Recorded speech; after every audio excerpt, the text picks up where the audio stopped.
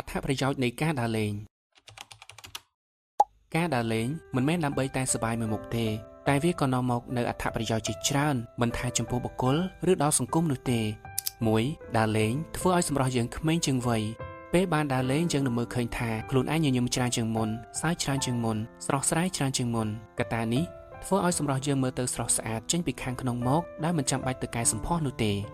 2. ដើរលេងធ្វើឲ្យយើងបាត់ stress នៅពេលដែលយើងបានដើរលេងយើងនឹងមានអារម្មណ៍ថាសប្បាយចិត្តហើយភាពសប្បាយចិត្តនឹងរុញច្រាននៅទុក្ខកង្វល់ឬភាព stress ចេញពីខ្លួនរបស់យើងបើគ្រាន់តែដើរលេងដើម្បីបដូរមកវិញនៅអារម្មណ៍ល្អៗនិងជីវិតមួយដែលរីករាយហេតុអ្វីយើងមិនធ្វើវាតែរាល់ការដើរលេងមិនប្រកាសថាទោះតែចំណាយលុយច្រើនបានដើរលេងសប្បាយនោះទេយើងអាចដើរតាមលទ្ធភាពដែលយើងមានហើយសំខាន់ត្រូវតែចេះឆ្លៀតពេល 3. ដើរលេងជួយបង្កើនប្រសិទ្ធភាពការងារបានកាន់តែល្អដើរលេងធ្វើឲ្យខួរក្បាលយើងស្រឡះជាងមុនអាចគិតអ្វីបានលឿននិងមានគំនិតច្នៃ